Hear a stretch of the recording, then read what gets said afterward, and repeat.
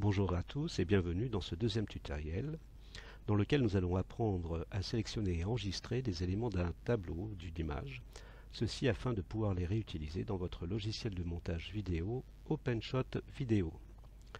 Alors pour ce faire nous allons utiliser deux logiciels, le logiciel Paint et Word.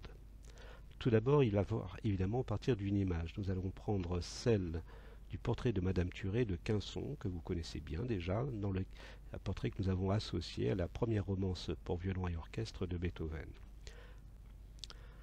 La première chose à faire va être donc d'ouvrir notre image avec le logiciel Paint.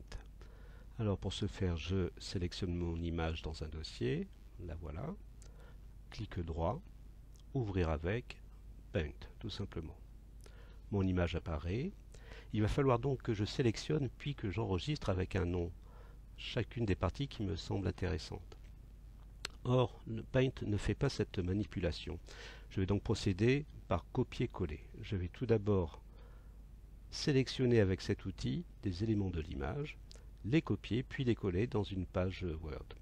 Alors la première chose que je peux sélectionner, par exemple, alors je vais prendre le format rectangulaire, va être évidemment, disons, le plus évident, c'est le portrait de Madame Thurey. Je sélectionne, clic droit, copier, et je vais ouvrir donc un document Word que j'ai déjà ouvert ici, et je vais tout simplement coller mon image. C'est aussi simple que cela. Je reviens sur mon logiciel Paint et je sélectionne les éléments que je vais utiliser dans mon logiciel vidéo. Donc après le portrait, je peux utiliser tout ce qui peut traduire une certaine rigueur, une certaine régularité. Par exemple, cette balustrade est bienvenue. Je la sélectionne, je la copie et je la colle. Évidemment, je peux maintenant que je suis plus aguerri utiliser les raccourcis clavier, CTRL-V, CTRL-C.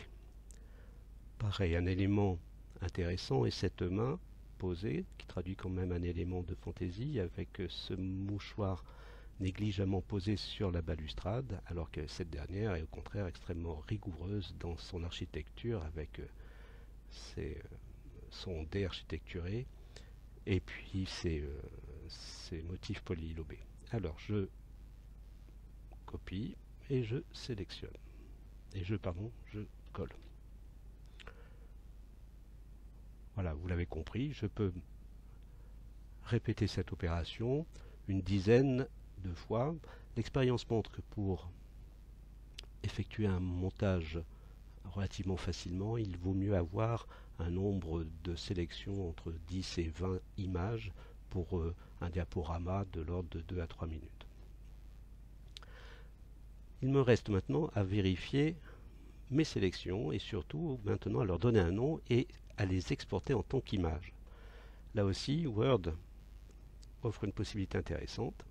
Je sélectionne chacune des images, je mets un clic droit et je peux enregistrer en tant qu'image ici. Alors ici c'est un petit peu long parce que mon logiciel va chercher en ligne des répertoires. Vous voyez que j'ai déjà fait ce travail auparavant. J'ai mis chacune des sélections dans mon dossier que j'ai créé, un dossier découpage image. Lui-même était dans mon dossier Quinson, effectivement. Et le plus important, j'ai attribué un nom qui soit un nom facilement repérable et très explicite. Portrait buste, portrait balustrade, mouchoir, balustrade hélière, lancette, portrait visage. J'ai essayé de mettre le regard, mais vous avez remarqué que l'image est de mauvaise qualité et pixelise trop. Donc il va falloir que vous trouviez, en fonction de la qualité de votre image d'origine, le bon rapport de format d'image.